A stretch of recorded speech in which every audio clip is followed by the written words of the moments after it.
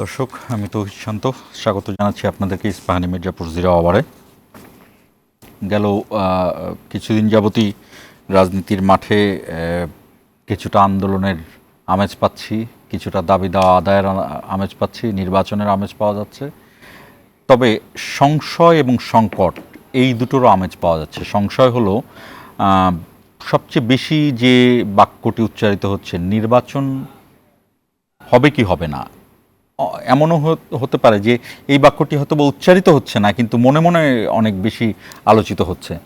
আরেকটি বিষয় হলো যে নির্বাচন হলেও সংকট কি, অর্থাৎ সব দলকে যাবে, আসলে নির্বাচন সুষ্ঠু হবে, নির্বাচন কোন পদ্ধতিতে হবে, এবং এর মধ্যে নতুন দাবি, সেটি হলো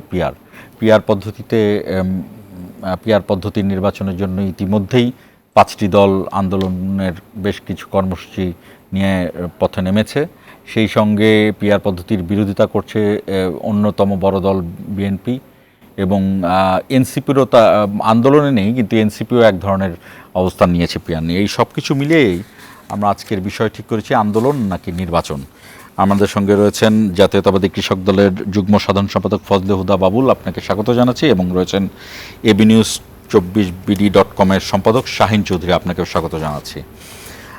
দর্শক, এই মুহূর্তে আপনারা জানেন যে এশিয়া কাপের খেলা চলছে, শ্রীলঙ্কা এবং বাংলাদেশ টান উত্তেজনার মধ্যে এই মুহূর্তে সর্বশেষ 159 রান, 168 রানের দরকার, 169 রান দরকার, 159 রানের মাথায় একটি উইকেটের পতন ঘটেছে। এবং আমি দেখি একটু জানিয়ে দিতে পারি কি না, এখন আমি ঠিক জানি না আসলে কার উইকেটটি গেল, তাওহিদ হৃদয় নাকি, জানালে আমি জানাবো দর্শক। তবে আমরা আলোচনার শুরুতে শিরোনামটি দেখে আসবো। স্বৈরাচার গেলেও অদৃশ্য শক্তি মাথাচাড়া দিচ্ছে, বললেন তারেক রহমান। স্বৈরাচার তো বিদায় হয়ে গিয়েছে, পালিয়ে গিয়েছে, কিন্তু অদৃশ্য শক্তি কিন্তু ধীরে ধীরে মাথা চাড়া দিয়ে উঠছে। যে কোনো মূল্যে নেতাকর্মীদের ঐক্যবদ্ধ থাকার আহ্বান। সরকারের ব্যর্থতার দায় নিতে হচ্ছে এনসিপিকে, অভিযোগ হাসনাতের। গভর্নমেন্টের যত ধরনের ব্যর্থতা, যত ধরনের সীমাবদ্ধতা আমাদের প্রত্যাশা এবং প্রাপ্তির মধ্যে। ছাত্র প্রতিনিধিদের সরকারে আসা ঠিক হয়নি, মন্তব্য সালাউদ্দিনের। এই সরকারের দায়িত্বে আসাটা আমার মনে হয় সেটা তাদের সঠিক বিবেচনার সিদ্ধান্ত হয়নি। তাহলে আজকে প্রেসার গ্রুপ হিসাবে, জাতিকে নির্দেশক হিসেবে একটা ভূমিকা তাদের থাকতে পারত। চট্টগ্রাম বন্দরে শুল্ক কার্যকর 1 মাস পেছানোর সিদ্ধান্ত সরকারের, উৎপাদন বাড়ানোর উদ্যোগ দেশীয় যানবাহনের। চট্টগ্রাম বন্দর ভারতের নিয়ে নেওয়া উচিত, শিষ্টাচার বহির্ভূত বক্তব্য ত্রিপুরার রাজার। প্রতিক্রিয়া নেই ঢাকা ও দিল্লির। এবং রোহিঙ্গা সংকট সমাধানে জাতিসংঘের দিকে তাকিয়ে সরকার, প্রাকৃতিক সম্পদের তথ্য সীমিত করার বাংলাদেশের সিদ্ধান্ত গুরুত্ব পেল, মার্কিন প্রতিবেদন।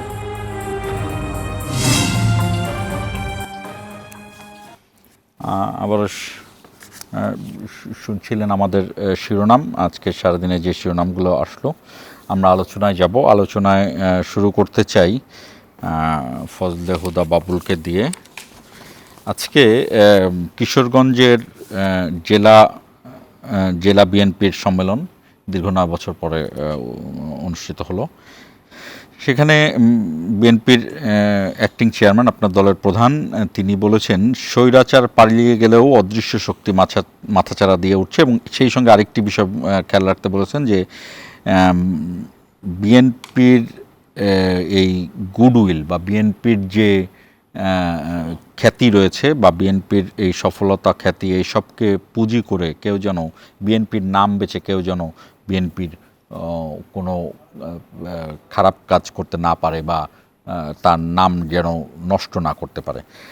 কিন্তু আমার প্রশ্ন হলো যে আপনার কি মনে হয় বিএনপির নাম এখন কি পরিস্থিতিতে আছে সাধারণ মানুষের কাছে, গণমাধ্যমে কি পাচ্ছি আমরা? ধন্যবাদ দর্শক শ্রোতা, সবাইকে ধন্যবাদ। বৈশাখী টিভিকে শুভেচ্ছা যে আবারও আমাকে এখানে ডাকবার জন্য। সহ আলোচক আছেন আমার বিশ্ববিদ্যালয়ের বড় ভাই সাংবাদিক শাহিন চৌধুরী ভাই, দেখুন, আপনি প্রশ্ন যেটা করেছেন যে আমাদের যে কিশোরগঞ্জের আজকের যে সম্মেলন হলো, জেলা সম্মেলন, সেখানে আমি আসলে ওনার বক্তব্যটা তুলে ধরে প্রশ্ন করেছি যে আসলে কি দেখছেন বিএনপি। হ্যাঁ, বিএনপি যেটা দেখছে, দেখুন বিএনপি তো অনেক বড় একটি দল। আপনি যেটি লাস্টের যে প্রশ্নটা করেছেন যে মিডিয়া কি দেখছে, আপনারা কি মনে করছেন, মিডিয়া কি দেখছে, আপনি খুব ভালো জানেন, আমরাও জানি মিডিয়াতে অনেক কিছুই আমরা দেখতে পাই, কিন্তু মিডিয়ার আড়ালেও আরও একটা বাস্তবতা থাকে। সেটা বাস্তবতা হচ্ছে কি যে বাংলাদেশের মানুষ কোনোদিনও কোনো জাজমেন্টে সাধারণ মানুষ ভুল করেনি। আপনি সেটা 52 বলেন, 69-এর গণঅভ্যুত্থান বলেন, 71 বলেন, 90-এর স্বৈরাচার বিরোধী আন্দোলন বলেন, আমার মনে হয় যে মানুষ ঠিকই বোঝে যে এদেশ কোথায় নিরাপদ, কিভাবে নিরাপদ, কার কাছে নিরাপদ, এই দেশ কি স্বাধীনতা, সার্বভৌমত্ব এবং সাধারণ মানুষের জন্য কারা কাজ করছে, এটা সাধারণ মানুষ ঠিকই বোঝেন। মিডিয়াতে অনেক প্রোপাগান্ডা এসেছে, অনেক কিছু এসেছে, তারপরও যেটা সর্বজন বিদিত যে বিষয়টা, সেটা হচ্ছে বাংলাদেশ জাতীয়তাবাদী দল একটা অনেক বৃহৎ দলে পরিণত হয়েছে গত 15 বছরে। আপনার ওয়ার্ড থেকে শুরু করে সেন্ট্রাল কমিটি পর্যন্ত, সেটা বাংলাদেশ জাতীয়তাবাদী দল বলেন, বাংলাদেশ জাতীয়তাবাদী কৃষক দল বলেন, যুব দল বলেন, ছাত্র দল বলেন, মহিলা দল বলেন, শ্রমিক দল বলেন, স্বেচ্ছাসেবক দল বলেন, এমনকি তাঁতি দল পর্যন্ত বলেন, একটা ওয়ার্ডে এখন বাংলাদেশ জাতীয়তাবাদী দলের প্রায় 1500-এর মতো লিস্টেড কর্মী আছে। এত বৃহৎ সংখ্যক একটা দলের যে দলের ব্যাপ্তি, সেই দলে কিছু ঘটনা ঘটেছে, মিডিয়া কিন্তু সেটাকে ব্যাপকভাবে চাওয়ার করেছে। এটা করবার কারণই আছে, কারণ একটা ওই ইমাম সাহেব যদি একটা অনৈতিক কাজ করে, এটা কিন্তু নিউজ হয় মিডিয়াতে। আমি সাংবাদিকতার ছাত্র নয়, হিসাব বিজ্ঞানের ছাত্র, কিন্তু এই সেম ঘটনাটা যদি একটা সাধারণ মানুষ, একটা রিক্সাওয়ালা করে বা বাসের হেল্পার করে, এটা কিন্তু নিউজ হয় না। ওখানে কিন্তু ওই 2-4টা চড়থাপ্পড় দিয়ে ঠিক করে ফেলে। বিএনপির ক্ষেত্রে ঠিক ওইটাই হয়েছে। আপনি দেখবেন, আমরা যখন গত 17 বছর আন্দোলন করেছি, আমরা যখন সাধারণ শিক্ষার্থীদের প্রতি শ্রদ্ধা রেখে বলতাম যে আমরা পরীক্ষার পর আমরা আন্দোলনে যাব, কিংবা আমরা যখন ধর্মীয় অনুভূতিকে শ্রদ্ধা রেখে বলতাম পুজোর পর বা ঈদের পর আমরা আন্দোলনে যাব, এটা নিয়ে অনেক মিডিয়াতে মকারি হতো, এবং এতে আমরা কিন্তু খুব ডিস্টার্ব না। আপনি জানেন, বাংলাদেশ জাতীয়তাবাদী দলের একটা অন্যতম প্রধান বৈশিষ্ট্য হচ্ছে বাক স্বাধীনতায় বিশ্বাস করা। আপনার মনে আছে যে সেই শিশিরের কার্টুন নিয়ে, এবং আমার দলের ভারপ্রাপ্ত চেয়ারম্যান জনাব তারেক রহমান, উনি কিন্তু নিজে স্ট্যাটাস দিয়ে বলেছেন অনেকদিন তো আর দেখি না কার্টুন। কাজে আমরা এই অন্যের মতকে শ্রদ্ধা করি। আমাদের দলের বেজই এটা, সেটা হচ্ছে জনমত কি বলে, জনগণ কি বলে, মিডিয়া কি বলে, এবং মানুষের যে মতামত ঘটানোর যে ইচ্ছা, সেই ইচ্ছাকে আমরা সবসময় শ্রদ্ধা করি। এবং সে কারণেই 75 পরবর্তীতে আপনি জানেন যে মিডিয়ার স্বাধীনতা আমরা দিয়েছি, বহুদলীয় গণতন্ত্র নিয়ে এসেছি, সেগুলো তো বিএনপির একটা বেজ আমি মনে করি। তো সেই ভিত্তি থেকে আমরা মিডিয়ার এই সমালোচনাগুলোকে আমরা সাধুবাদ জানাই। সেই সাথে আমরা মিডিয়াকে এইটুকু অনুরোধ করতে চাই যে দয়া করে বিএনপির সাথে সংখ্যানুপাতিক যদি আপনারা আলোচনাটা, যেটা আপনারা নির্বাচনের জন্য করছেন, সেটা যদি আপনি ওই মাঠের হিসাবটা করেন, তাহলে খুবই ভালো হয়।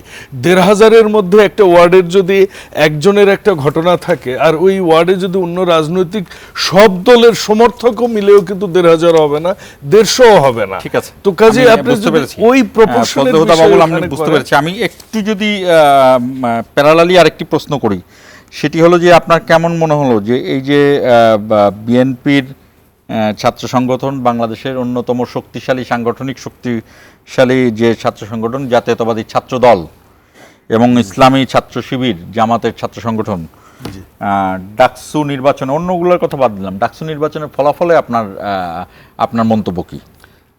ধন্যবাদ, এটা দারুণ বিষয়ের অবতারণা করেছেন। ফলাফলে আমার যদি আমি শেষেরটাই যদি আগে বলি, সেটা হচ্ছে গণতন্ত্রের জয় হয়েছে। বিএনপি গণতন্ত্রকে শ্রদ্ধা করে। আমরা গণতন্ত্রের প্রতিষ্ঠার জন্য আমরা 17 বছর আন্দোলন করেছি, আমরা খুবই খুশি।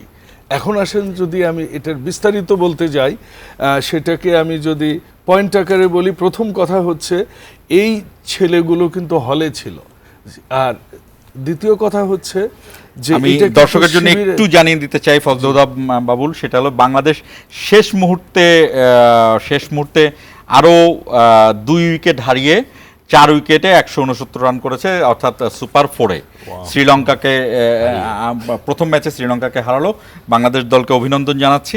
আমরা আবারও আলোচনায় ফিরছি। জি, ধন্যবাদ। আজকে খুব চমৎকার একটা নিউজ আমি দর্শকের জন্য এবং আপনাদের দুজনকে জন্য জানাই দিলাম।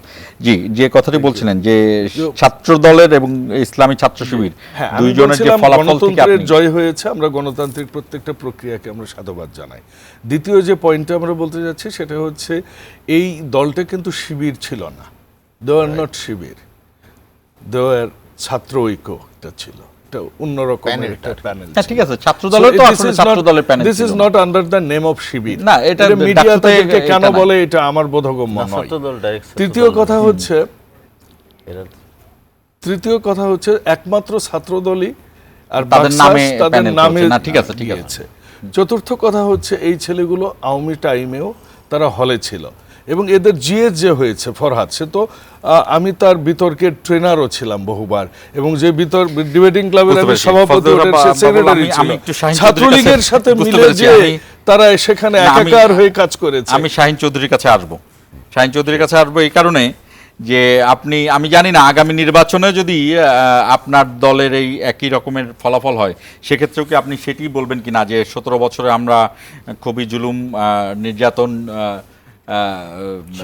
মাথায় শিকার হয়েছি, যে কারণে আমরা নির্বাচনে হেরে গিয়েছি বা পরাজয়, নাকি সেখানেও আপনি বলবেন যে গণতন্ত্রের জয় হয়েছে বলে মেনে নেবেন কিনা?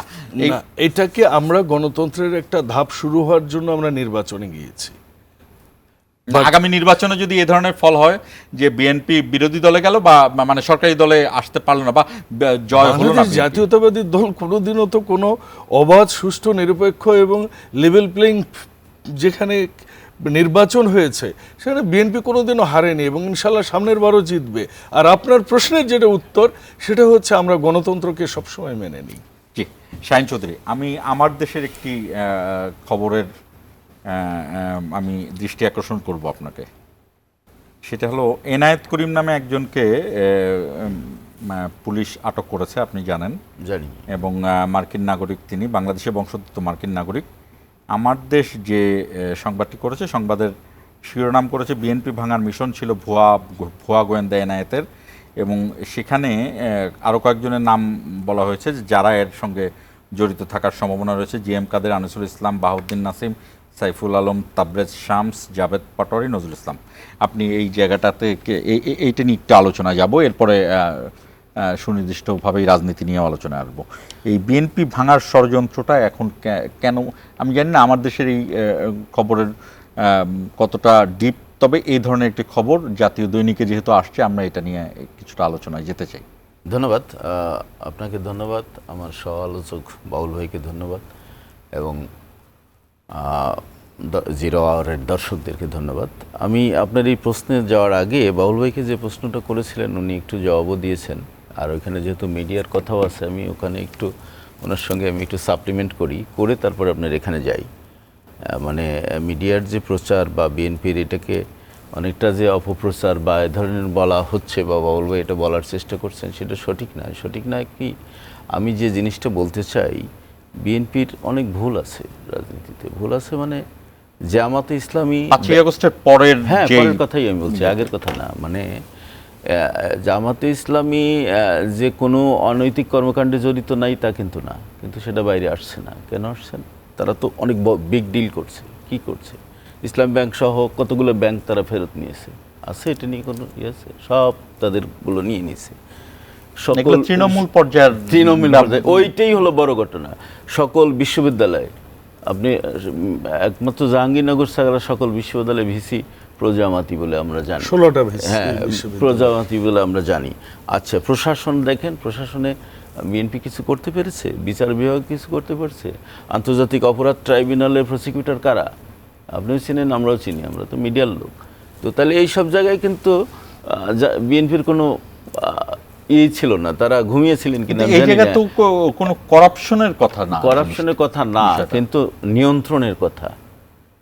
কিন্তু বিএনপি নিয়ন্ত্রণ BNP নিচ্ছে যেটা- কি বিএনপি নিয়ন্ত্রণ নিচ্ছে নিচে tempo stand, bus stand, bus terminal, কেন? যেখানে কারণ দুর্নাম হয়, এখানে যেখানে সুনির্দিষ্টভাবে অর্থ হ্যাঁ অর্থ পাওয়া যাচ্ছে এবং এবং অর্থের তৃণমূলের পরিমাণ সেই- কিন্তু খুব বেশি না, কিন্তু দুর্নামটা অনেক বড়। এইটাই হলো এটার নাম যে- কি পচা শামুকে পাকাটা? পাকাটা। এইটি হচ্ছে বাউল ভাইদের ব্যর্থতা। এটা ওনারা বলতেছেন অনেক দল আমরা পারছি না, আমি মনে করি যে যুক্তিও এটা আছে এখানে। সেটা আপনি বলবেন খুবই সুনির্দিষ্টভাবে হ্যাঁ, শাহিন চৌধুরী এই জিনিসটা সেটা আপনি উল্লেখ বলবেন, করেছেন। নিশ্চয়ই পরে বলবেন। আমি শেষ করি, আমি এখন আপনার প্রশ্নে যাই। এনায়েত করিমকে নিয়ে যে প্রথম আমার যে নিউজটা করেছে যে ভুয়া গোয়েন্দা, সে যদি ভুয়া গোয়েন্দাই হবে তাকে নিয়ে আরো অনেক বিস্তারিত এই আপনি জানেন বোধহয় আরো কয়েকটা নিউজ হয়েছে যে ইনসাফ বলে যে একটা সংগঠন হয়েছিল, আপনার মনে আছে? প্রেস ক্লাবে বেশ কয়েকটা প্রোগ্রাম করেছিল প্রথম দিকে, করেছিল। 5 আগস্টের প্রথম প্রথম প্রোগ্রামটা দিকেই। তারা করেছিল একটা 5 স্টার হোটেলে, এবং সবাই বিস্মিত হয়েছিল যে কোনো রাজনৈতিক দল কোনো 5 স্টার হোটেলে করতে পারে না, একটা সংগঠনের ইনগ্রেশন কিভাবে 5 তারা হোটেলে হয়। সেখানেও তো তাদের এখান থেকে এবং সেখানে অর্থায়নের সম্ভবত একটা- আওয়ামী ওলামা লীগ বা এদেরকে দেখা গিয়েছিল না? দেখা গিয়েছিল অর্থায়নের একটা অভিযোগ আছে, আরও কয়েকটা দলের অর্থায়নের অভিযোগ আছে। আমার কথা, এনায়েত করিম যদি ভয় হয়ে থাকে তাহলে তার অর্থের উৎস কোথায়? নিশ্চয়ই এনায়েত করিম এখনও যেহেতু আইনশৃঙ্খলা বাহিনীর হাতে বন্দী আছে, আমরা নিশ্চয়ই সেই তথ্য পাবো এবং সেটা জাতিকে সরকার জানাবে, এটা আমার প্রত্যাশা। আর এই বিএনপি ভাঙার যে ষড়যন্ত্র, এই মুহূর্তে বিএনপি ভাঙার কোনো ষড়যন্ত্র আমি অন্তত বিশ্বাস করি না। কেন বিশ্বাস করি না?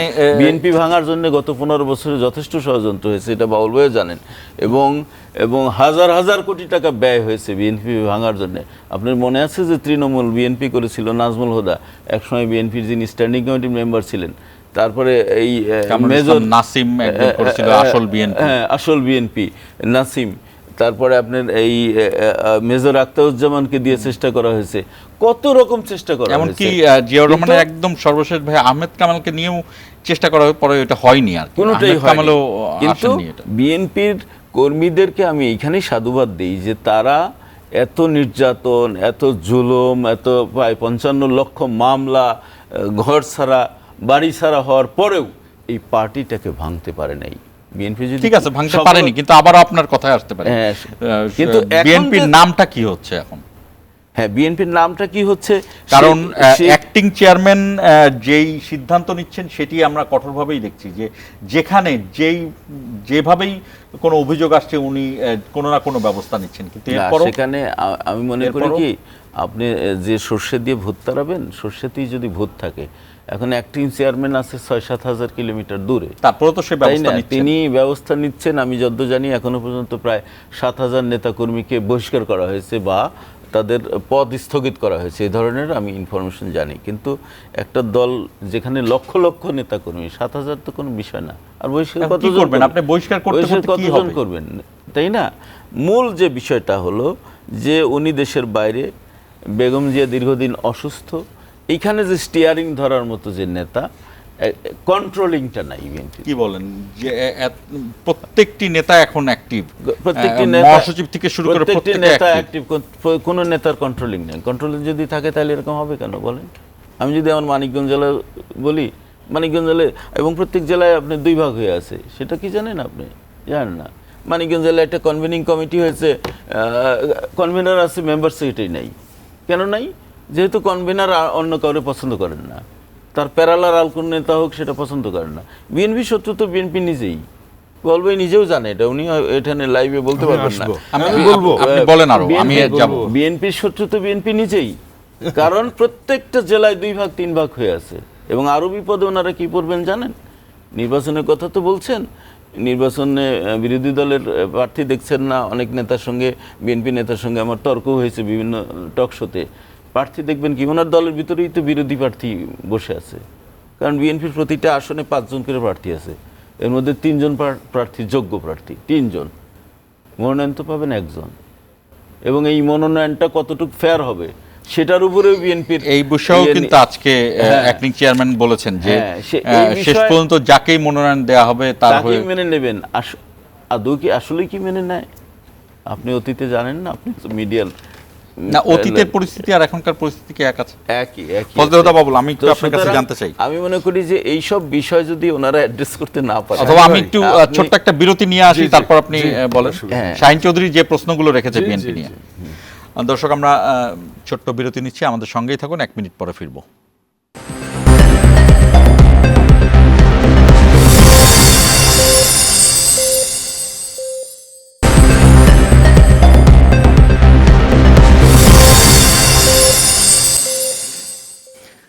স্বাগত ইস্পাহানি মির্জাপুর জিরো আওয়ারে। যেটি ফজলে হুদা বাবুলের কাছে আসবো, শাহিন চৌধুরী যে অভিযোগগুলো তুলে আনলেন, শাহিন চৌধুরী বিএনপির অন্তর্কোন্দলের কথা বললেন। বিএনপি একটি বড় দল, অন্তর্কোন্দল থাকাটা অস্বাভাবিক না। আরেকটি বিষয় বললেন যে এক একটি আসনে অন্তত 5 জন থেকে 6 জন আছেন যারা প্রার্থী হতে চান, তার মধ্যে হয়তো 3 থেকে 4 জনই যোগ্য প্রার্থী।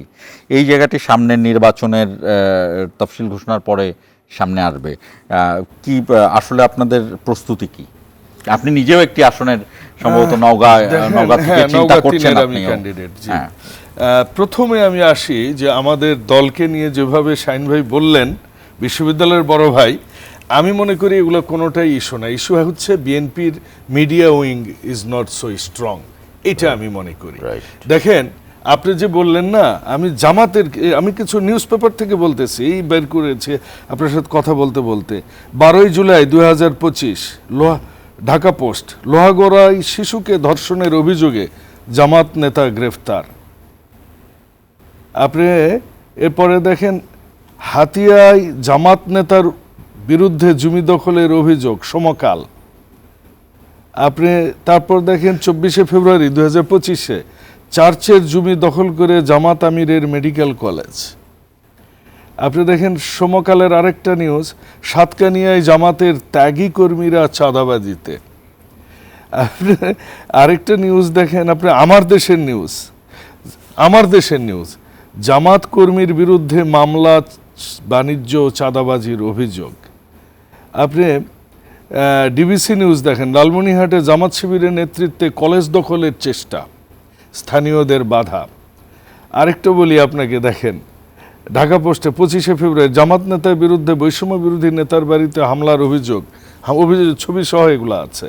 টেন্ডার কিনতে জামাত সমর্থকদের বাধা, যাই দিন 28 ফেব্রুয়ারি জামাত নেতার বিরুদ্ধে ঘর থেকে মাছ লুটের অভিযোগ।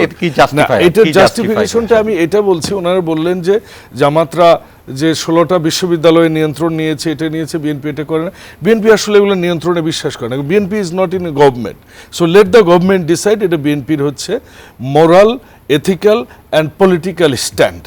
এরপরে আসেন যেগুলো এই ছোটোখাটো বিষয় বললেন, এই বিষয়গুলো মিডিয়াতে বিএনপির খুব হাইলাইট। বিএনপি তো বড় হাতি রে ভাই, একটা রাস্তায় যখন একটা বড় হাতি যাবে সবাই তাকাবে। এই বিষয়টাই বিএনপির হয়েছে। এখন মিডিয়া হাইপ, আমি তো আপনাকে কিছু অন্য দলের জামাতের কিছু বললাম তো। So this is one thing. Second thing হচ্ছে যে বিষয়টা আপনি বলেছেন যে অনেকগুলো প্রার্থী, দেখেন অন্তর্কোন্দল, সেটাতে আসছে, এটা কোনো অন্তর্কোন্দল না। অন্তর্কোন্দল বিষয় হচ্ছে কি প্রতিযোগিতা। এই প্রতিযোগিতাটা থাকাটাই আমরা স্বাস্থ্যকর মনে করি। গত 17 বছরে আপনি কি মনে করেন না বিএনপির নেতাদেরকে টোপ দেওয়া হয়নি আওয়ামী লীগ থেকে? আপনি কি মনে করেন আমাকে কি টোপ দেওয়া হয়নি? আমাকে উঠাই নিয়ে যাওয়া হয়েছে। কই, আমরা তো বিক্রি হইনি। টোপে তো আমরা দেখেছি যে শাহজাহান ওমর তিনি চলে গেলেন। তো exceptional cannot be an example. This is 1 out of 5 lakh. 50 লক্ষ আসামি, 1.5 লক্ষ মামলা। আপনি কি বলেন? এই দল আপনি কোন জায়গায় পৌঁছে গেছে শাহিন ভাই?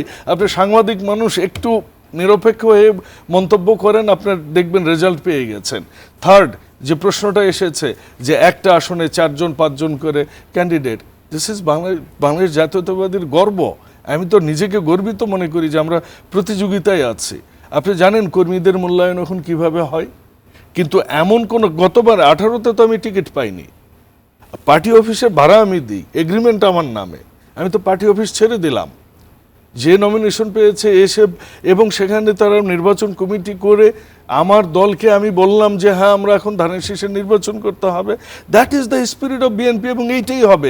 এক্সেপশনাল আপনি 330 আসনের মধ্যে 5 জন থাকতে পারে। আমরা সবাই মনে করি আমরা বিএনপি বুঝে করি। এখন তারেক রহমান বিএনপির যে সৈনিক, এরা প্রত্যেকে বিএনপি বুঝে করে। এরা মনে করে বিএনপি করা মানে দেশ রক্ষা করা, এরা মনে করে বিএনপি করা মানে দেশের স্বাধীনতা সার্বভৌমত্ব রক্ষা করা, এরা মনে করে বিএনপি করা মানে দেশের গণতন্ত্র রক্ষা করা, মানুষের মত প্রতিষ্ঠা করা, দেশের উন্নয়ন করা। আমরা দেখেন বিএনপি কত দূর অ্যাডভান্স হাঁটে, যারা আজকে বিভিন্ন রকমের কাহিনী করতেছে, আন্দোলন ফান্দোলন, এই আজকের যেটার মানে শিরোনাম আজকের বিতর্কের। আপনি কি মনে করেন দ্বিকক্ষ বিশিষ্ট পার্লামেন্ট কারা বলেছে? বিএনপি বলেছে ফার্স্ট। আজকে নতুন বলেনি তো, দলে থাকতে বলেছে রে ভাই। জনাব তারেক রহমান আজকে যে কথাটা বলেছেন, আজকে নিউজেই, আমরা বৈশাখী টিভিতেই তো নিউজে হেডলাইনে দেখলাম তো, ত্রিপুরা থেকে কি কথা আসতেছে, চিটাগং, আমরা ওই বিষয়টা আলোচনা আসবো। এই বিষয়গুলো বিএনপি এদেশের স্বাধীনতার রক্ষা কবচ আমি মনে করি, এবং আমরা সেটা মনে করি বিএনপি করি। 17 বছর আমরা আমাদের সন্তানদের দেখতে পারিনি, আমরা মা হসপিটালে আমরা দেখতে পারিনি, বাবা মারা গেছে আমরা জানাজাই যেতে পারিনি, কিন্তু আমাদেরকে কেউ বিএনপি করতে একটা কলিজা লাগে। আমি এটা ভাবতাম, এটা কিন্তু অনলাইনে খুব চলেছে, বিএনপি করতে কলিজা লাগে। হ্যাঁ, কলিজা লাগে, স্যাক্রিফাইস করি, আমরা আমাদের বাপের জমি বিক্রি করে রাজনীতি করি। কাজেই আমরা সেই বিএনপি বিশ্বাস করি। তারেক রহমান, ম্যাডাম খালেদা জিয়া যাকে নমিনেশন দিবে, কেউ যদি বিএনপি করে সেটাই মেনে নিবে। আমরা মনে করি ওইটাই আমাদের নির্দেশনা দলের।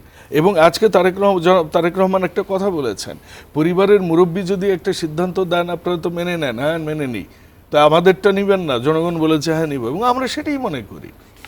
দল যাকে সিদ্ধান্ত দিবে আমরা সবাই ধানের শেষের। আমি এই প্রশ্নে আমি একটু অন্যদিকে যেতে চাই, শাহিন চৌধুরী আপনার কাছে আসতে চাই। আজকে হাসনাত আব্দুল্লাহ তিনি বলেছেন যে রাজনীতি মিডিয়া, ব্যবসায়ী এবং মাফিয়ার হাতে বন্দী। তিনি তাদের একটি অনুষ্ঠানে বলছিলেন এই কথা, এবং একইভাবে একটি দলীয় একটি অনুষ্ঠানে নাহিদ ইসলাম বলেছেন যে নির্বাচনী জোটের, আমরা যেটা শুনছি যে গণ অধিকার পরিষদ সহ এনসিপিরা এক ধরনের জোট করার চিন্তা ভাবনা হচ্ছে, এটি শুনছি। নির্বাচনী জোটের সিদ্ধান্ত সময় মতো নেওয়া হবে। এই দুয়ের সাথে আপনি আর একটি বিষয় যোগ করে দিই, সেটি হলো পিআর পদ্ধতিতে নির্বাচন চাইছে জামাত ইসলামী সহ অন্যান্য দল, এবং জামাত মনে করেন যে পিআর পদ্ধতির নির্বাচন জনগণ চায়। আপনার কি মনে হচ্ছে, কোন দিকে যাচ্ছি আমরা? ধন্যবাদ। পিআর দিয়ে আমি শুরু করি, যেহেতু এটি একটি বার্নিং ইস্যু, তারপর নাহিদের বক্তব্যে পড়ে যাব। জামাত যদি বলে থাকে যে নির্বাচন পিআর পদ্ধতি নির্বাচন জনগণ চায়, জামাতের উচিত তার নির্বাচনী ম্যানিফেস্টোতে এটা দিয়ে নির্বাচনে আসা। নেক্সট নির্বাচনে তারা আসুক, যে আমাদের ম্যানিফেস্টো যে আমরা যদি ক্ষমতায় যাই আমরা পিআর পদ্ধতিতে নির্বাচন করব। দেখি জনগণ সেই ম্যানিফেস্টোতে তাদের ভোট দেয়। তারা বলছে এই নির্বাচনেই পিআর পদ্ধতি। না, এই নির্বাচনে পিআর পদ্ধতি আজকে হঠাৎ কেন? আপনি তো জানেন যে ঐক্যমত্য কমিশন গঠিত হয়েছে কবে? 15ই ফেব্রুয়ারি। আর আজকে কত তারিখ? সেপ্টেম্বর শেষ হয়ে যাচ্ছে। কোথাও তো পিআর পদ্ধতি এজেন্ডা ছিল না। পিআর আসছে কোথায়? শুধু আপার হাউজে পিআর পদ্ধতি করা হবে এইটা। এবং ঐক্যমত্য কমিশন যে 162টা এজেন্ডা ছিল, তার ভিতরে 84টা গৃহীত হয়েছে সর্বদল। এর ভিতরে আছে আপার হাউজে। আপার হাউসটা হবে পিআর পদ্ধতিতে। লোয়ার হাউসে তো পিআর নিয়ে তখন জামাত কথা বলে নাই, গত 6 মাসেই কথা বলে নাই। এখন কেন বলছে? এটা হলো এক ধরনের মতলব। কি মতলব? ইলেকশনটা যাতে ডিলে হয়। ইলেকশন ডিলে হলে জামাতের লাভ কি? হ্যাঁ, অবশ্যই লাভ আছে। তারা সংগঠনটা জামাত তো এই কথা বলছে যে ইলেকশনও তারা টাইম না, সময় মতো তারা চায়। সংগঠনটা গুছায় নিতে পারে, ওটা বলবেই। ওটা তো মাঠের বক্তব্য, আপনি মাথার বক্তব্য তো আপনি জানেন না। ওটা তো সংগঠনটা তারা গুছায় নিতে পারে। না হলে যে ঐক্যমত্য কমিশন এত দিন ধরে আলোচনা করে একটা কনসেনসাসে পৌঁছালো, এখন কোন জায়গায় আছে? যে জুলাই সনদটা কিভাবে বাস্তবায়ন হবে আইনগত, সেটা নিয়ে আলোচনা। হঠাৎ করে আপনি নতুন বললেন যে না, পিআর পদ্ধতিতে হতে হবে, জনগণ চায়। জনগণ তো বোঝেই না পিআর কি জিনিস। বুঝে? আপনি একজন রিক্সাওয়ালাকে জিজ্ঞেস করেন যে পিআর পদ্ধতি বরং জনবিরোধী একটি পদ্ধতি। কেন জনবিরোধী পদ্ধতি? পিআর পদ্ধতিতে কোন ক্যান্ডিডেট থাকবে না, প্রতীকের উপর ভোট হবে। কিন্তু এটা পৃথিবীর সবচেয়ে আধুনিক গণতন্ত্রের দেশ যেগুলো, সেগুলো দেশগুলোতে, এবং ওই দেশে কোনো দেশই সরকার মেয়াদ পূরণ করতে পারে না। এটা সেটা তাদের গণতন্ত্রের বিউটি, ডেমোক্রেসির বিউটি। ডেমোক্রেসির বিউটি আমি মনে করি ডেভেলপমেন্টের অন্তরায়। আপনি একটা পঞ্চবার্ষিকী পরিকল্পনা করলেন, ও সেটা আড়াই ঠিক, বছরের যেই মাথায় দেশে আপনার- আছে সেই সব দেশ অলরেডি ডেভেলপড। হ্যাঁ, তাই না? সুতরাং এই পাবলিক কিন্তু যখন, আমি মনে করেন আমার একটা নির্বাচনী এলাকা, আমি আমার সংসদ সদস্যকে আমি তাকে চিনতে চাই, আমি সেইটা বুঝে আমি তাকে ভোট দিতে চাই। আমি প্রতীকে ভোট দেব না, প্রতীকে ভোট দিব সেন্ট্রালি একজনকে চাপিয়ে দেওয়া হলো। এটারও ওরা এটারও একটা সমাধান দিয়েছে যে ওপেন লিস্ট, আগের থেকেই লিস্ট দিয়ে দেওয়া হবে না, যে না, ওইটা যদি বললে হবে না, ওইটা জামাত জিতে এই আসনে তাহলে কে হবে তাদের না, সংসদ না, সদস্য? পিয়ার পদ্ধতি এটা অ্যাডাপ্ট করে না। পিয়ার পদ্ধতি হলো প্রতীকের উপরে ভোট হবে, ভোটের পার্সেন্টেজ অনুযায়ী ধরেন বিএনপি 40% ভোট পেল, ধরে নিচ্ছি আমি টোটাল ভোটের মধ্যে, তাহলে 300 আসনের মধ্যে তারা পাবে কত? 120টা, 3 × 12, 120টা আসন পাবে। 120টা আসন 40% ভোটে সরকার হয় না। মূল বিষয়টা তারা অ্যাডভান্টেজ নিতে চাচ্ছে কি পিয়ার পদ্ধতি বলে, সেটা হলো ছোট দলের জন্য এটা একটা সুবিধা যে তারা ভোটের পার্সেন্টেজ ধরে সকল ছোট দল যদি ঐক্যবদ্ধ হতে পারে তাহলে তারা সরকার গঠন করতে পারবে, মেজর পার্টিকে বাইপাস করে তারা সরকার। তাহলে আমি এই কারণে পিয়ারের ইস্যুটা তোলা শেষ ছোট্ট হচ্ছে। একটা প্রশ্ন করে আমি বলবো, তাহলে ধরেন বিএনপি 40% ভোট পেল এবং আসনের সংখ্যা থেকে সে 200 আসন পেল, হ্যাঁ, কিন্তু বিএনপিকে তো 60% মানুষই ভোট দিল না, সেক্ষেত্রে কি হবে? এই না, ত্রুটি না, কিভাবে আপনি ইলেকশন মানে নির্বাচনটা তো আসলে আমরা কি বলি 60% দিল না, সেটা যদি ধরেন তাহলে তো ভোট কেন্দ্রে গেল না অত পার্সেন্ট, সেটাও তো আপনি ধরতে পারেন। আমাদের ভোট কত পার্সেন্ট কাস্ট হয়? 65 থেকে 70% ভোট কাস্ট হয়। সবচেয়ে সফল যেটা সেটার মধ্যে মনে হয় 70-72% ভোট হয়, তাহলে ওইটা ধরলে তো তাহলে হবে না। কাস্টিং ভোটের মেজরিটি কে পেল সেই লিড করবে, মানে এটাই হচ্ছে কথা। আর পিআরএফ ধরলে তো পিআর তো এককভাবে জামাতকে যদি ধরেন, তো জামাতের ভোটটা আমরা যদি 1991 নির্বাচনকে স্ট্যান্ডার্ড ধরি, 91-তে জামাতের ভোট কত পার্সেন্ট ছিল? 6 না 7% ছিল। ধরলাম এখন 8% পেল বা 10% পেল, আরো বেশি হলো 10%। তো 10% পেলে নাহিদের বক্তব্য নিয়ে আপনি কি মনে 10% যদি হয় তাহলে 300-তে কত হয়? 30টা আসন হয়। নাহিদ হাসনাতদের বক্তব্যের সঙ্গে আমি শতভাগ একমত। তারা যেটা ভেবছে যে ব্যবসায়ীরা নিয়ন্ত্রণ করছে, এটা সত্য কথা। মিডিয়া, ব্যবসায়ী এবং মাফিয়া। হ্যাঁ, মিডিয়া, ব্যবসায়ী, মিডিয়ার আমি মনে করি যে মিডিয়া ঠিক সেইভাবে নিয়ন্ত্রণ করতে পারছে। আপনি তো মিডিয়ার একজন মিডিয়া সেইভাবে, হ্যাঁ, মিডিয়া কিন্তু কিছু পজিটিভ রোলও আছে। এই যে সমালোচনা যে নিউজের কারণে ধরেন আমাদের বাউল ভাই কিছু নিউজ তৈরি করে মিডিয়া, হ্যাঁ, বাউল ভাই, হ্যাঁ, তৈরি করে সমাজের রাষ্ট্রের বয়ান মিডিয়া থেকে মিডিয়া তৈরি করে, বানান, হ্যাঁ, তৈরি করে। বাউল ভাই যে তুলে, এটাও তো একটা এভিডেন্স, এটা ওনার নির্বাচনী প্রচারের জন্য ওনার, তো এই দায়িত্বটা তো মিডিয়া পালন করছে। এটা কি পজিটিভ না? ওনার দলের জন্য পজিটিভ। আবার ওনার দলের বিরুদ্ধে যেসব নিউজ হচ্ছে সেটা তো নেগেটিভ। মিডিয়ার দায়িত্বটা কি? প্রপার তথ্যটা তুলে আনা। এখন বিগত 15 বছরের মিডিয়া যদি বলেন সেটা ভিন্ন কথা, কারণ 15 বছরে কি মিডিয়া ছিল, মিডিয়ার নামে কি তো আব্দুল্লাহ কিন্তু এখনকার মিডিয়ার কথা বলছেন। এখনকার মিডিয়ার কথা বলছে। আমি এই জায়গাটা আমি দ্বিমত পোষণ করি। কিন্তু ব্যবসায়ীদের নিয়ন্ত্রণ ঠিকই আছে, মাফিয়া গ্রুপের নিয়ন্ত্রণ ঠিকই আছে। মাফিয়া কারা? পালিয়ে যাওয়া যে ফ্যাসিস্ট যাদের কথা আমরা বলছি, তাদের কি নিয়ন্ত্রণ নেই? তাদের কি এই কন্ট্রোলে নিয়ে এই পর্যন্ত যে সরকারের এই সরকারকে উৎখাতের জন্য এবং যাতে আর্মি টেক ওভার করে, যাতে এখানে অস্থিরতা হয়, যাতে নির্বাচন না হয়, যেন হাজার হাজার কোটি টাকা এখনো খরচ করা হচ্ছে না, এবং একটা ষড়যন্ত্র হচ্ছে।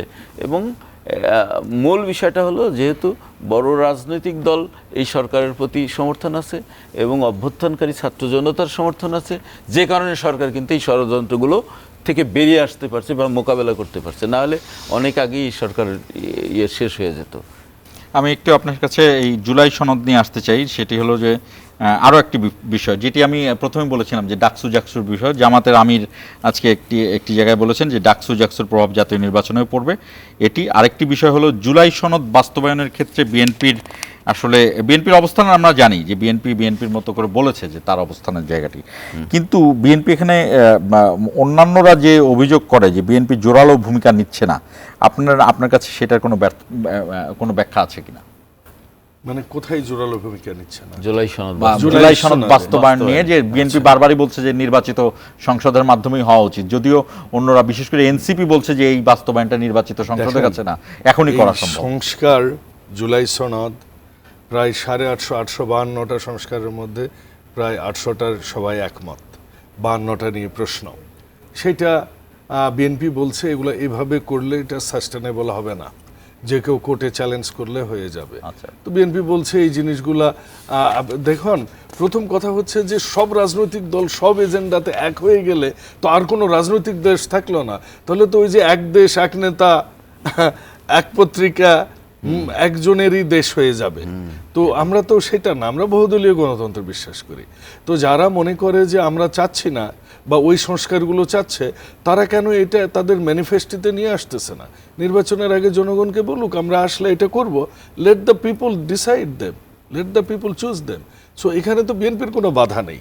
বিশ্বাস বা আস্থার সংকট রয়েছে এনসিপি। তারা বারবার বলছে যে এর আগেও রাজনৈতিক দলরা এরকম বহু আশ্বাস দিয়েছে, কিন্তু পরে সরকারে গিয়ে সেই আমার মনে হয়েছে যে এনসিপির তারা আমাদের জুলাই যোদ্ধা, কিন্তু তাদের রাজনৈতিক অভিজ্ঞতা নিয়ে প্রশ্ন আছে। সেটা হচ্ছে যে সকল রাজনৈতিক দল যখন একটা কমিটমেন্ট করে, একটা জায়গায় সাইন করে বলে যে এটা আমরা করব, তারা যদি এরপর না করে এটার দায়ভার কিন্তু তাদেরকে বহন করতে হয় আজীবন, এবং সেটা ইতিহাসের খাতায়ও লেখা থাকে। আমার মনে হয় না যে বিএনপি এই দায় নিবে কোনোদিনও, এবং বিএনপি জাতির সামনে এমন কোনো ওয়াদা করে না যে ওয়াদাটা বিএনপি কখনো করে না। এটা বিএনপির গত 47 বছরের ইতিহাস পর্যালোচনা করলে দেখা যাবে। তৃতীয় কথা হচ্ছে যে বিএনপি সর্বাগ্রে এই আন্দোলনের সবচেয়ে ক্ষতিগ্রস্ত পার্টি। 28 অক্টোবরে আমি নিজে পল্টনে ছিলাম, কিন্তু আমাদেরকে কিভাবে অত্যাচার করা হয়েছে, আর জামাতকে কিন্তু পুলিশের গার্ড দিয়ে সুন্দর করে ফকিরা বলে কিন্তু প্রোগ্রাম করানো হয়েছে। এনসিপির এই ছেলেরা যে কথাগুলো বলে যে তারা কোটা আন্দোলন করলো, কোটা আন্দোলন যদি জুলাইয়ের ওই জুনের 16-17 তারিখের দিকে শেখ হাসিনা ওয়াজেদ মেনে নিত, তাহলে তার কিছুই হতো না, তাহলে তারা আজকে ইউনো হয়ে বিভিন্ন ইয়েতে থাকতো। আর বিএনপির নেতারা এখন ওই গমের জমিতে, ওই ধানের জমিতে, ওই সরিষার জমিতে চুরি করে রাতে ঘুমাইতে হইতো। এইটি বাস্তবতা। কাজে আন্দোলন সংগ্রাম এগুলো যদি বলেন, এগুলো বিএনপিরই।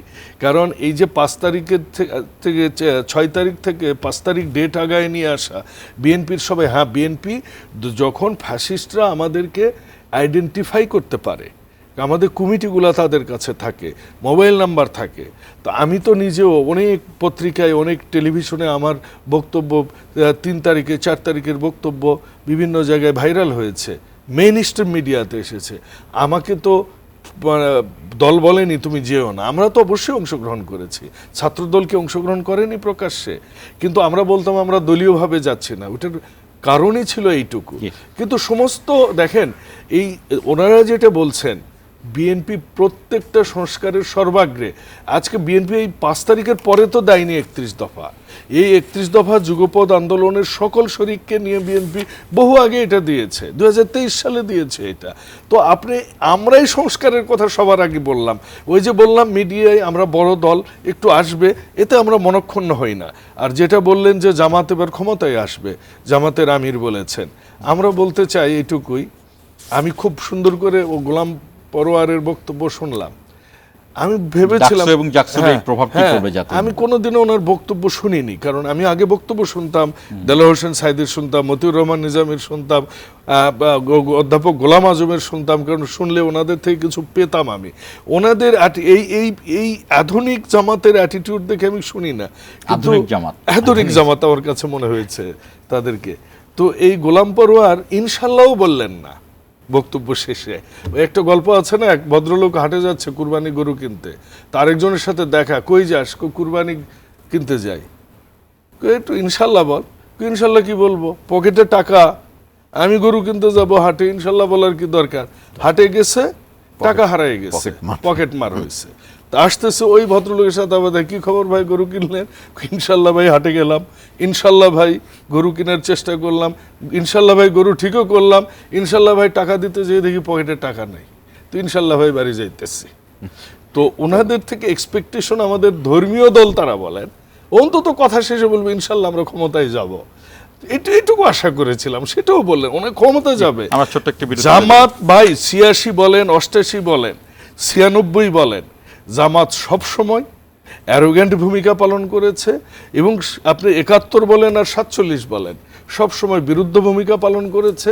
জামাত সাডেনলি হাত পাখার বাতাস খেয়ে সুশীতল না হয়ে সেই আওয়ামী দোসর হাত পাকাকে নিয়ে চলছে, কিন্তু তারা জাতীয় পার্টিকে বের করার পায়তারা করছে। আবারও নিচ্ছে ছোট্ট এই যে স্ববিরোধিতা, এটা জামাতের ইতিহাস, ঐতিহ্য, জামাতের এটাই মূলনীতি। জি, ছোট্ট একটু বিরতি নিচ্ছে, 1 মিনিট পরেই ফিরবো, আমাদের সঙ্গেই থাকুন।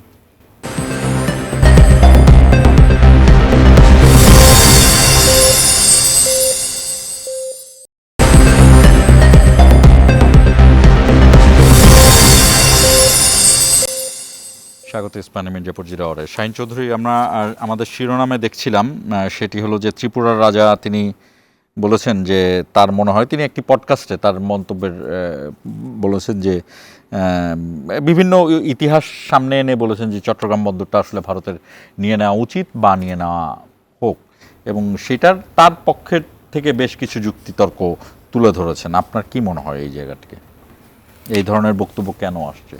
এখানে শিষ্টাচার, কূটনৈতিক শিষ্টাচারের কি পরিস্থিতি দেখা যাচ্ছে? ধন্যবাদ। এটা আসলে এক কথা যদি বলি, এটা একটা দায়িত্বজ্ঞানহীন বক্তব্য। কিন্তু এই প্রশ্নটা আসার আগে আমি একটু জুলাই সনদ নিয়ে একটু 1 মিনিট একটু বলে নিই। মানে ওই আমাদের বাউল ভাই তার দলের স্ট্যান্ডটা বলেছেন, কিন্তু সঠিকভাবে বলতে পারেনি। বিএনপি কিন্তু আইনগত, বিএনপির যে প্রতিনিধিত্ব করেন সালাউদ্দিন সাহেব, সেই জিনিসটা সুপ্রিম কোর্টে যেতে বলেছেন। হ্যাঁ, উনি বলছে সুপ্রিম কোর্টের রেফারেন্স নিতে, যে কিভাবে হওয়া উচিত, আইনগত যে কোনো পদ্ধতিতে জুলাই সনদ বাস্তবায়ন হোক, সেটা বিএনপি মেনে নেবে এখনই যদি বাস্তবায়ন করা যায়। এবং এখন বাস্তবায়ন করার ক্ষেত্রে তফসিল আকারে মেনে নিতে চাইছে উনি। সুতরাং জুলাই সনদ নিয়ে এখন যেসব কথাবার্তা হচ্ছে, বস্তুত কোনো পার্থক্য নাই। জামাত কি বলছে যে সাংবিধানিক আদেশ দিয়ে অথবা রাষ্ট্রপতির অধ্যাদেশ দিয়ে, তো রাষ্ট্রপতি অধ্যাদেশ দিলে বিএনপি তো দ্বিমত নেই, কিন্তু রাষ্ট্রপতির অধ্যাদেশ দিলে কিন্তু সেটা আইন হয় না, সেটা অন্তর্বর্তীকালীন আইন, সেটা আবার নেক্সট পার্লামেন্ট রেটিফাই করতেই হবে। হ্যাঁ, রেটিফাই করতেই হবে। আর আপনি অথবা বিল এনে একটা আইন নিয়ে নিতে হবে।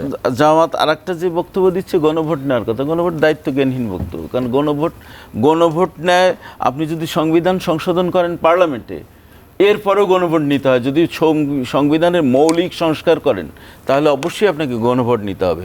সুতরাং এই যে গণভোট যেটা বলছে জামাত, এটা দায়িত্বজ্ঞানহীন বক্তব্য। যাই হোক, আমি আসি এখন ত্রিপুরার রাজায়।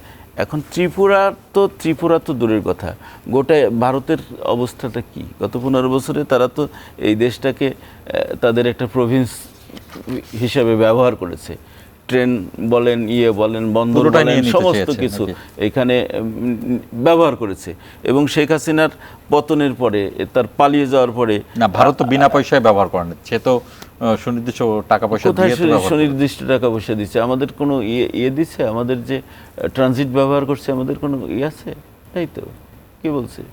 আমাদের পোর্টে আমাদের হাজার হাজার জাহাজ, বিশেষ হলে প্রায়োরিটি ছিল যে ভারতে জাহাজ আসলেই তার করতে হবে, কি নাম, মালামাল আনলোড করতে হবে। এগুলো কিসের লক্ষণ ছিল? এই যে ট্রেনের যে বেনাপোল পর্যন্ত, এটার মূল টার্গেটটা কি ছিল? 7 সিস্টারের সঙ্গে যোগাযোগের জন্য। তারপরে আপনি একটা রোডের কাজ এখন বন্ধ রয়েছে, আপনি জানেন যে সাবরুম দিয়ে, যে চট্টগ্রাম বন্দর থেকে সাবরুম হয়ে ত্রিপুরার দিকে একটা রোড, আমাদের টাকায় রোড হচ্ছে, ব্যবহার করবে ভারত। শুধু তাই না, আপনি আদানি গ্রুপ, ভারত কোনো সুবিধা দিয়েছে বাংলাদেশকে? সুবিধা একটাই যে বিনা ভোটে আপনাকে ক্ষমতায় রাখবো। না, সুবিধা তো একটাই যে আপনি বিনা ভোটে আজীবন ক্ষমতায় থাকবেন, আজীবন প্রধানমন্ত্রী, অলিখিত রানী এদেশের। আপনার এই মিরেরসরাইতে 900 একর জমি দেওয়া হয়েছে আদানি গ্রুপকে, যে গ্রুপের ওই জায়গায় কোনো বাঙালি প্রবেশ নিষেধ ছিল, জানেন আপনি? 5ই আগস্টের পরে সবাই পালিয়ে গেছে। এখন বাংলাদেশের চিকেন নেকের খুব কাছাকাছি, চিকেন নেকের কাছে, এবং ওখান থেকে মাত্র 14 কিলোমিটার আসলে ইন্ডিয়ান বর্ডার। ওখানে কি, এবং ওখানে নিজস্ব জেটি করে, ইন্ডিয়ার জাহাজে করে মালামাল আনা হতো। ওটা কি টার্গেট ছিল?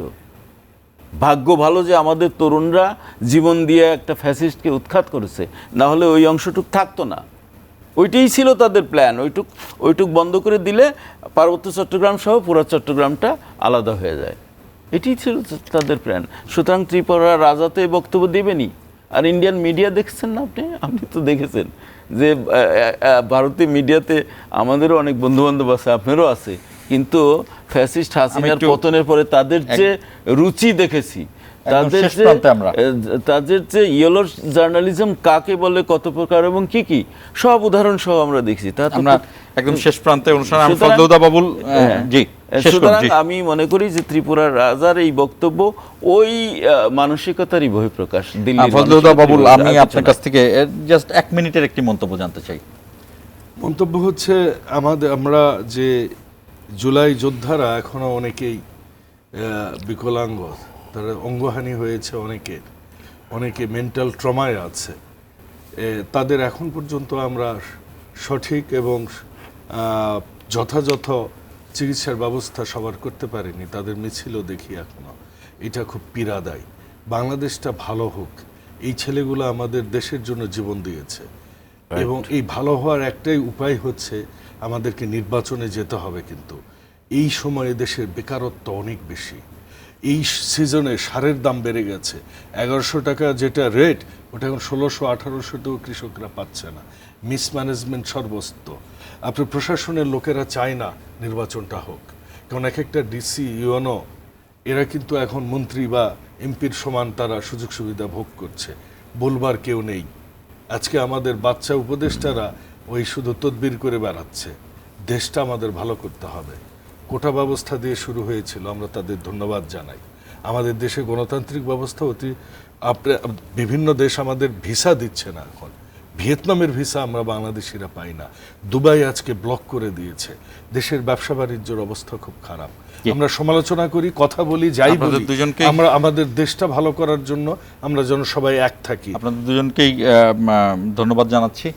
নির্বাচন এমন একটি ব্যবস্থা যে ঠিক এই মুহূর্তে ইন্টারিম গভর্নমেন্টকে কিন্তু আমরা দেখেছি যে আন্তর্জাতিক মহল ভারত ছাড়া অধিকাংশ দেশই, চীন, ইউরোপ, যুক্তরাষ্ট্র এরা সমর্থন দিলেও খুব বেশি দিন নির্বাচন ছাড়া থাকলে সেই সরকারের লেজিটিমেট বা আইনগত বৈধতা খুব বেশিক্ষণ থাকে না। এই জায়গাটি জিও পলিটিক্সের জন্য খুবই সত্য। সেটি যে কোনো দেশের ক্ষেত্রেই হোক, বাংলাদেশ নয়, যে কোনো দেশের ক্ষেত্রে হোক, যত বড় দেশে হোক। আজকে যদি যুক্তরাষ্ট্রও তাদের নির্বাচন পদ্ধতিতে কোনো ধরনের ত্রুটি হয়, ইউরোপ একটা মুহূর্ত ছেড়ে কথা বলবে না। ইউরোপের দেশগুলো সাথে সাথে এটি নিয়ে রাশিয়াও কথা বলা শুরু করবে, চায়না কথা বলবে, যারা ডেমোক্রেসি কখনো প্র্যাকটিস করে না। এই জায়গাটি নিশ্চয়ই আমাদের রাজনৈতিক নেতারা যেমন বোঝেন, নিশ্চয়ই দেশের উচ্চ পদস্থ এবং দেশের কর্তৃত্ব যারা আছেন তারা বোঝেন। একইভাবে আরেকটি বিষয় যে এটি কিন্তু সত্যিই, সেটি বিএনপিকেও মাথায় রাখতে হবে, জামাত ইসলামীকেও মাথায় রাখতে হবে। যেই ছাত্রদের কথা আমরা আলোচনা বা সমালোচনা করছি, তারা কিন্তু একটি বিশাল এবং ব্যাপক আন্দোলনের নেতৃত্ব দিয়েছেন, এবং তাদের এই ভূমিকার কোনো ধরনের মানে প্রশংসার বাইরে সমালোচনা হতে পারে, আলোচনা হতে পারে, কিন্তু প্রশংসার জায়গাটি থাকতেই হবে। সেই জায়গাটিও কিন্তু সত্য। এবং একইভাবে এটাও সত্য যে এই ছাত্ররা যেন তাদের এই প্রশংসাটাকে অহংকার হিসেবে নিয়ে নিজেকে যেন বিলিয়ে না দেয়, সেটিও মাথায় রাখতে হবে যে প্রশংসাকে ধারণ করার বিষয়টিও একটি শক্তিশালী ব্যাপার। না জানি প্রশংসা তাদের মধ্যে অহংকার হয়ে তাদেরকে বিপথে পরিচালিত করে। এই সবগুলো বিষয় নিশ্চয়ই খেয়াল রাখবেন, যাদের উদ্দেশ্যে বলা। শেষ করছি ইস্পাহানি মির্জাপুর 0 আওয়ার।